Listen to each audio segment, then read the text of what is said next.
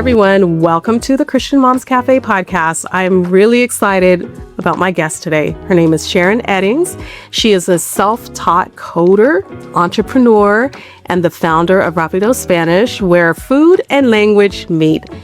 She taught herself code. She built a successful career in automotive software and later launched programs to bring tech education to underserved students.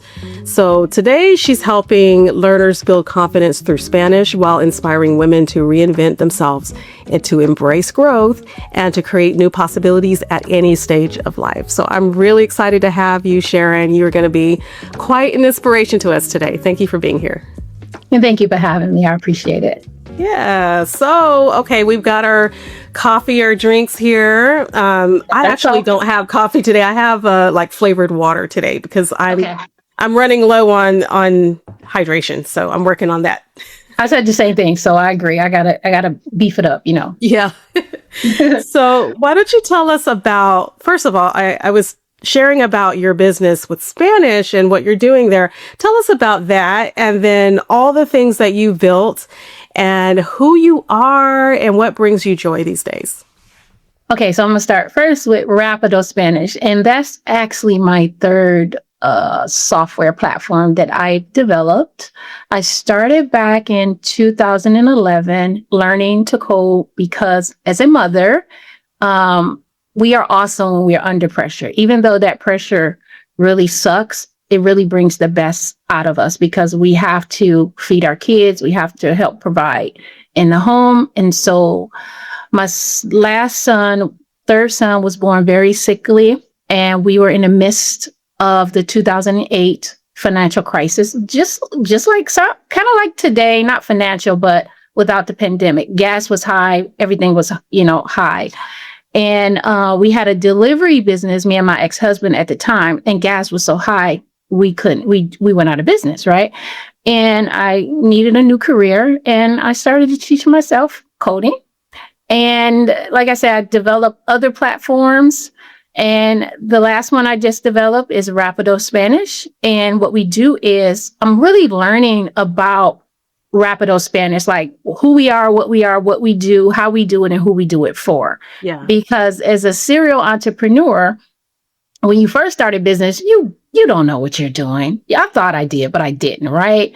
And so we're figuring out a better way to teach languages, right? And I really believe in my heart that I have solved the problem that we have been dealing with for decades, how to learn a second language. And I started with Spanish. And so we teach your brain how to hear first and speak second, right?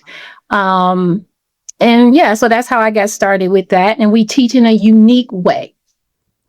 That's so cool. And I know a lot of moms listening right now are working with their own kids. We have a large majority of homeschool families that listen to the show and are thinking of like, how do I help my kids learn another language? So you offer this through your company, and it's something that you've been studying. And so like, I'm just wondering like what inspired you for Rapido Spanish? I know you have other businesses you've started, but what was kind of your real draw and pull toward this particular one?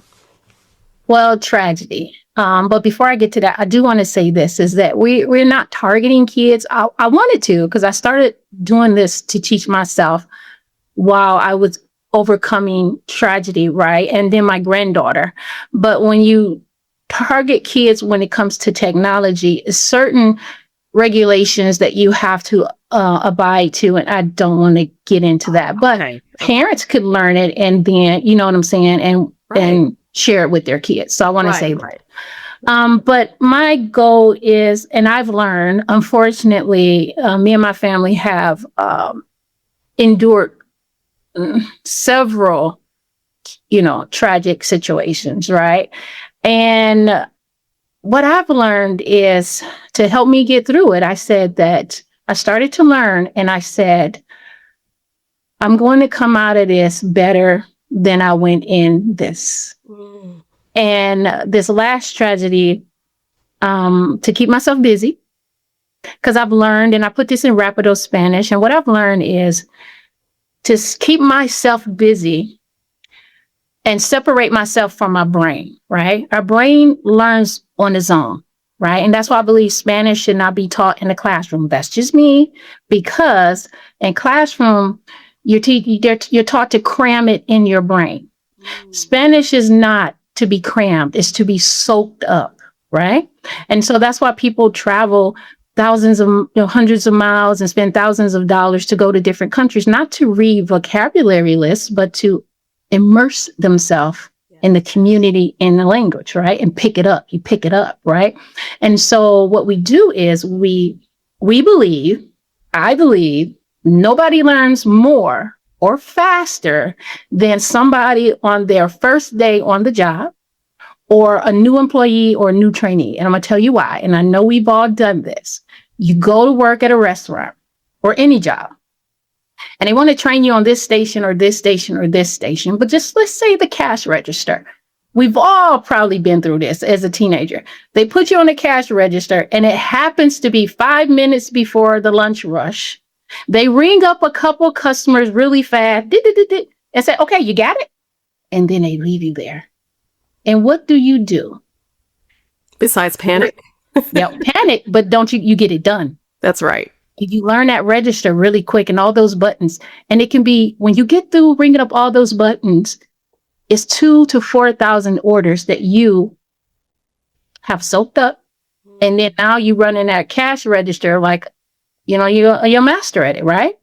And so you separated yourself from your brain because the cash register kept you busy while your brain was soaking it up.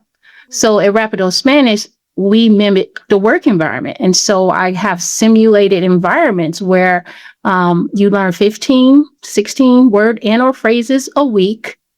And then I put you on different stations, and you're serving customers and you're talking to them in Spanish with the 15 words that you have learned or phrases. The more weeks you go, the more, it's like 60 words and or phrases a month.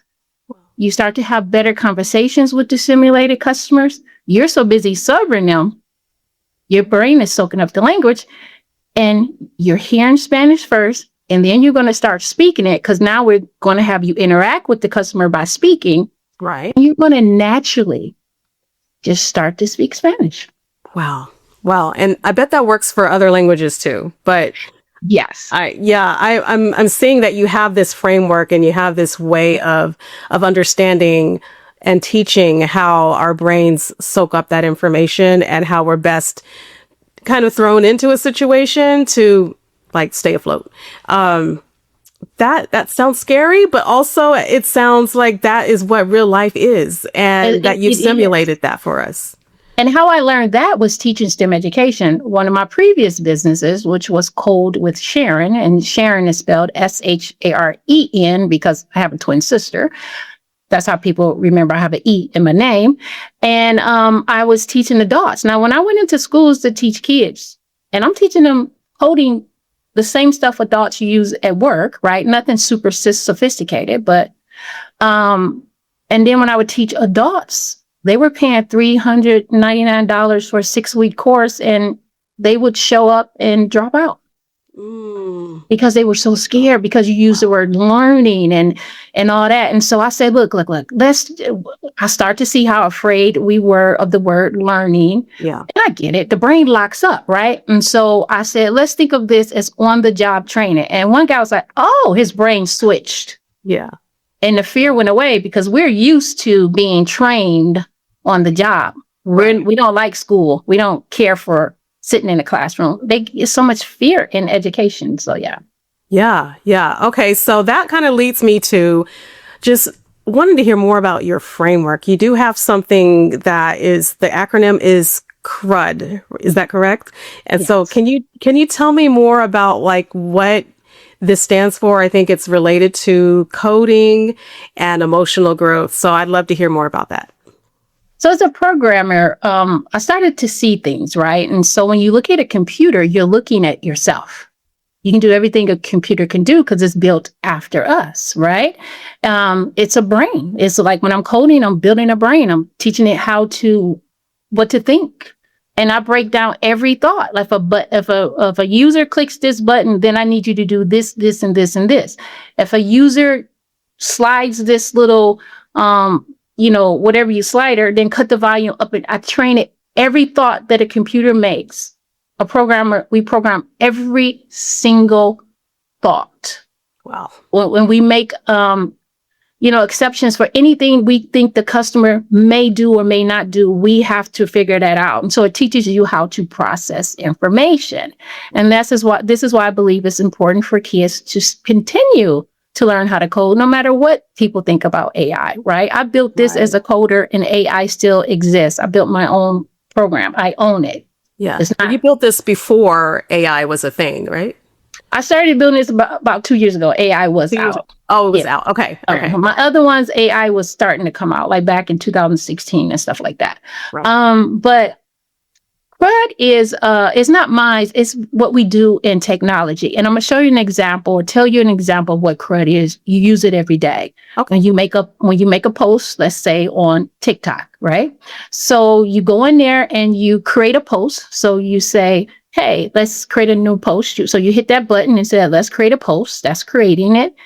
And then we call it read or write. Is read, but we add write to it. So you write whatever words you want on your post, and then you post it. But then if you made a mistake, you can come back and update it. So the C is for create, the R is for read, but we say write, read, write, and the U is for update. So you want to go back there and edit it, and you update it, and then you save it, right? Mm-hmm. But you can also delete it. And what I've learned is, since a computer is us, then that means we can do what a computer do. Right now, me talking to you, I didn't know you before, but now we created this interaction, right? Mm-hmm. Writing it right now as we're talking and storing it in my memory, everything we're talking about, we're going to talk about. And then let's say if I go tell somebody how I met you and I talked to you, but I made a mistake. And then I said, oh, no. She said this or I said that. I update my memory and I replace what I got wrong with what I got right. Mm. But if the post can delete, that means I can delete, right? So can I delete that memory? And so going through tragedy, I think a lot of people would agree. A lot of times our childhood is where we all have a lot of problems that carry on through our adulthood.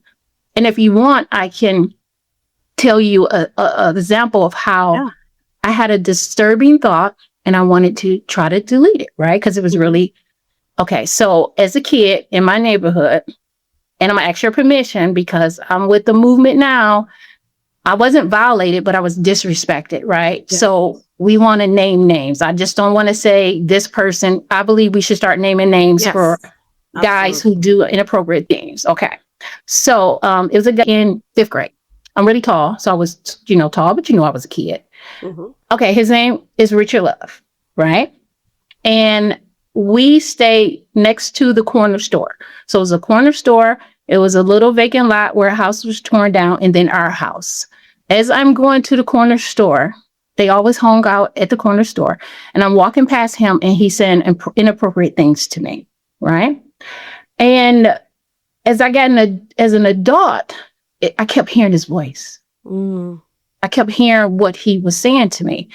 And when you do this, you can't just go delete big memories. You still need to get counseling. This is not to replace counseling and anything like that. It's to supplement, right? And so what I did was, I said, well, let me try to rewrite this. Maybe if I can't delete it, rewrite it. Mm-hmm. And so one day I was walking to the store and I knew he would be there because this is in my memory, right? So I'm updating my memory. I want to write over what happened and see if I can't delete it, can I update it and put some other stuff that happened there? Make it up, right? Yeah. And so as I'm walking to the store, he's there because I know he's going to be there. And I tape him to the store. Like I duct tape him to the front of the store.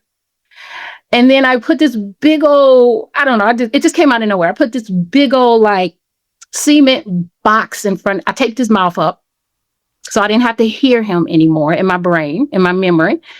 And I taped him up and I put some nice, pretty decoration on the wall. Nobody can see him. Nobody knew he was there. And I was able to now go through that memory and happily walk to that store without hearing him or seeing him. Wow. And do you know his voice? To this day, I cannot hear his voice. I don't know what it sounds like. I don't know what he said. I didn't delete it, but I updated it and I changed it to what I wanted it to be to give me peace. Right. And so when it worked, I was like, oh, wow, and I got that from looking at a computer. And so I believe that's something that could help people who are dealing with some, those types of things like that. But like I say, you got to eat an elephant one bite at a time. You can't go and try to update or delete something that's really, really big, right? Right. Like you said, there's therapy and there's resources available to us, but this is a tool that we can use to help It's a us, tool that like can a help supplement. you. Yeah. And also remember, as you're going through something, come out of it better than what you went into. And so that's when I started to learn Spanish so I can separate my brain from those thoughts of the tragic event that we experienced. I kept my body busy, right? Learning Spanish and gave my brain a break so it could heal. Yeah. Right. And so that's where Rapido Spanish came from that unfortunate event. Wow, that's powerful because oftentimes we don't think about the things that we have to learn to do, how our bodies are actually wired by God and how they're wired to heal themselves if we just figure out the right key and the thing that we need, that our brains and our neurons need. And it looks like that you found a lot of that through keeping busy, discovering, like analogies between the computer and the human and how our brains work. And healing comes through so many sources, so many different ways that we can be healed, right? There's different avenues and paths. But when we understand scientifically, we understand how we were created. And that I think all of that plays a really big role in how quickly we're able to get through things. And I love how you shared your example. Thank you for sharing that, by the way. And it's just, I think it's encouraging for us to know that no matter what we've gone through, there is a path of escape. There is a way out, and we can just, there's different, like I said, there's different ways that we can be healed. But like one way that you've shown us is through the acronym, the update. If we can't delete it, we can update. And that's good to know. That's good to know. And set yourself free and just believe the update. So if you watch the movie, The Butterfly, that's what that movie was about. But it wasn't about tech. He wrote his diary when he was a kid, and it had some tragic events. And I already discovered this. And I don't know if you know, whatever you're looking for is looking for you, if that makes sense. And I'm reading something, and all of a sudden, I think I'm watching something, and somebody recommended The Butterfly. And I was like, that's what I was talking about with crud, right? And so he goes back and basically rewrites his diary in his memory to give him peace because something tragic happened to him, right? And so, and find something, no matter how small it or big it is, and focus on that. That's going to improve you. And when you come through all of this, you're going to be one amazing person. It's two roads. You can either go left or right. You can go bitter. You can go unforgiving. You can go hatred. You can go with regret and beating yourself up, or you can go down another road. And, we can't stop things from happening. I wish we could. Things do truly, it hurts to say this, but things come to make you better. Right. And that hurts to say that with some of the things that I've been through. But if you let it, if you can come out of it an amazing person. And the person that you lost, you can make them proud. Or when you see them again, you can say, look what I've accomplished, right? My mother and father are deceased, but I have so much to tell them when I meet them that will make them proud, which I know they're proud now. Yes. Your job is to tell a good story. When you get to heaven to meet the people that you lost, look what I've done. Look at everything I've done. Don't go there holding your head in your hand. Or when I sit down with my grandkids and things like that, I've been on an amazing journey, and I have great things to share and to tell them because I didn't give up. I was down. I was, shattered, but not broken. I refused to break. Yeah.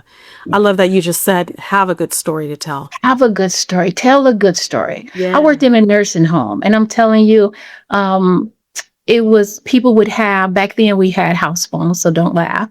And they would have, one lady had her house phone on her dresser, but it wasn't plugged up. She wrapped the cord around it. I said, do you want me to plug that up? And she's like, nobody's going to call. Right. And as I went to room, I like to talk to people, and they all had 3 things, basically: woulda, coulda, shoulda. Right. And so don't get on that end of your journey in a nursing home or whatever and end up with woulda, coulda, shoulda. I've left with Rapido Spanish, like I told my son, I've left everything on the table. I've found my passion, and now I can just live and tell my story. Wow, that's inspiring. And that leads me to my next question then, because there's a lot of people listening right now that have experienced setbacks and disappointments, and maybe they're still stuck. They're still figuring out, like, how do I get past this grief? And when am I ever going to get my life back? And how did you know it was time to keep pushing and to pivot to this new thing that you started with Rapido Spanish? How did you know? And then how can we know when it's time to push? Like, we've gone through our grief. When is it time to step into the next? Well, I knew I couldn't go any further. Going further would mean doing something I didn't want to do, right? That would have been, it for me, because I couldn't go no further. So I had to climb my way out.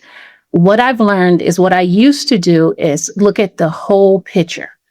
Let's say if I want to start a business, then I start saying, I'm going to do this, and then you overwhelm yourself. Yeah, get overwhelmed. Because you say it's too much to do. And so what I would do is to-do list. Even with building Rapido Spanish, right? I do a to-do list. I do 3 of the most important things I need to do that day, whether it's business for the kids or for my software or my business. 3 most important things I need to get done. Mm-hmm. And then it's always 10, but 3 are the most important things. And the 10 are just, minor things. Right. Anything that's left over, I'll put it on tomorrow's list. Okay. And that's how, without me doing it, I'm pushing myself forward. See how I'm getting better every day? Yeah, because I'm getting these things done. And as you start to get these things done, you look back, you're like, wow, I got a lot of stuff done. Yeah. So don't try to eat the elephant or start the business in one day.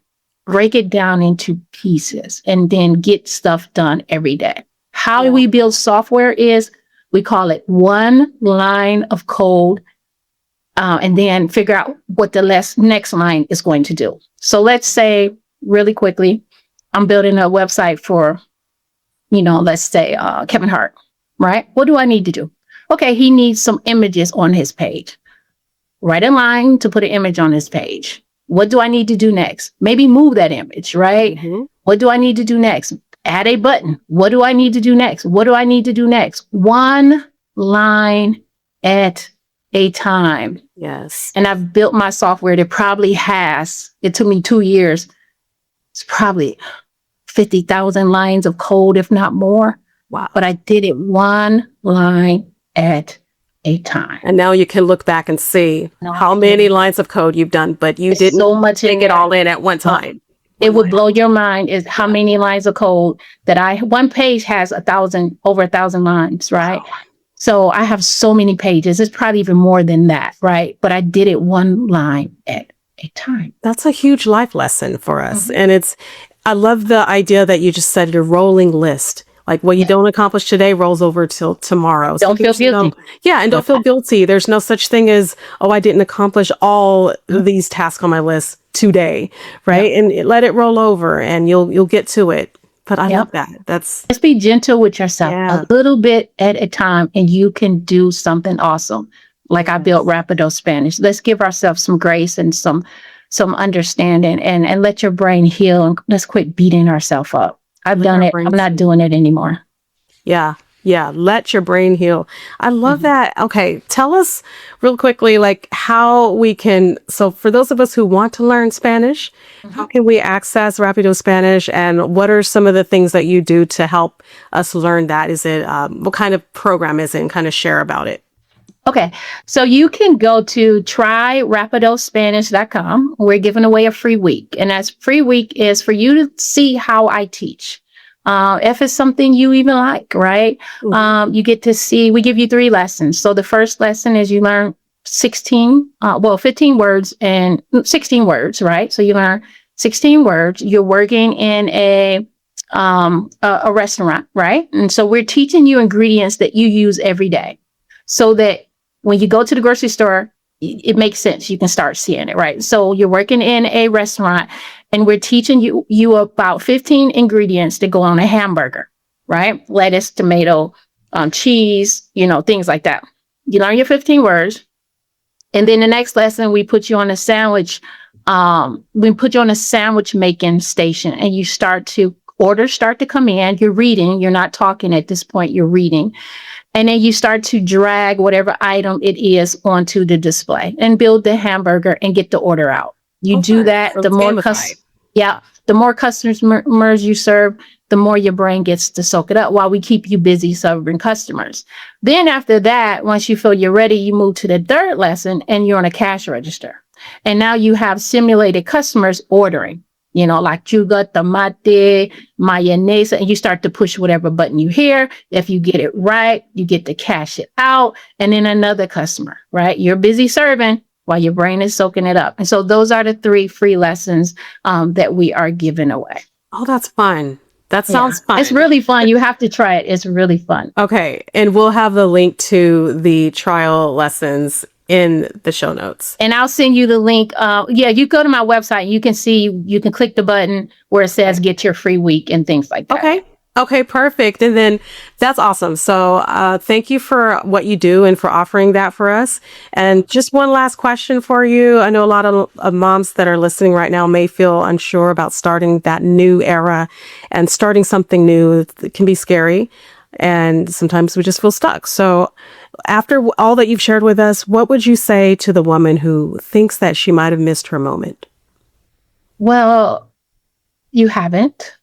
I know it feels that way. Trust me, I know it feels that way. I've been there plenty of times. But what I've done is you go and listen to other people. I don't know if you're an entrepreneur, but entrepreneurs have great stories. And I think you should really start to listen to entrepreneurs. Because if you think you got it rough, wait till you see some amazing stories that come out of this, and resilience, right? It's never too late. And we're awesome. We're some awesome people. Look at, a lot of information has been kept from us. Look at Damon John. Look at Run DMC and all of them, how they were able to learn the record business when we knew that information was being kept from us, right? And remember, it's not where you end up at. It's the journey of getting there, right? That's what we need to focus on. You're on a journey for whatever reason, and you need to be looking around to see why you're there. You're there for a reason. I don't know if you did it or somebody else did it too, but we always play a part in it. So we have to learn to accept our part and how we get where we are, right? We played a part. Even if somebody did us wrong, if we were with that person for so long, we allowed them, you teach people how to treat you. So sometimes it's that, right? We have to take responsibility. A lot of times we allow things to happen to us in certain situations. You know what I'm saying? Mm-hmm. And that's what I had to learn. They wouldn't have done it if I didn't. I should have stopped it a long time ago. You think, oh, man, and then you end up in, a whole bunch of mess. But that's another story. But you're never behind, because we're awesome people. And when you look at people like Damon John, he didn't have money. He didn't have connection. He did not know the fashion industry. But look, he figured it out. Yeah. And look at how we were in slavery and where we're at now, right? Other communities has 400 or thousands of years or whatever advanced on us. And look how we've caught up. So you're not behind. No. You can actually jump and leap, but you have to get on the right road. You have to start one line at a time, figuring out what you want to do. And we've all been down and we all jump back up. We know that. And so don't think that you're behind. Right. You're just not working on the right thing that you need to be working on, whatever that is that you're supposed to be working on. And once you do, you will zoom right back up to where you believe you're supposed to be, if not further. So yeah, I love that, Sharon. It sounds like you're telling us to keep your focus first off, and get your head in the right place. Get your head space where it needs to be. Get the healing you need, and then just put one foot in front of the other. Yep. Focus on one line at a time. Don't get overwhelmed, and just stay encouraged that if others have done this and they've gotten through what they've gotten through in life, then you can too. And so I'm so encouraged, and I think listening are. Yeah, I absolutely agree, because, in slavery, they didn't even know how to read. Right. And look what they accomplished. And I know you can read. You see what I'm saying? So you're way ahead of them. Right. Just put one foot in front of the other. Do not think too far ahead. And I promise you, if you're on something that's legit, the path will reveal itself. You just put one foot in front of the other. And what I mean, one line at a time, and then the path will reveal itself, and then you're off and running. And enjoy the journey. Look around, take notes, because you want to share this with your kids, right? So we didn't come here to keep all this information to ourselves. Just try to relax and enjoy the journey as much as possible. Grieve when you're supposed to, and then laugh when you need to. Grieve when you're supposed to, laugh when you need to. This is all good. This is all good. Thank you so much.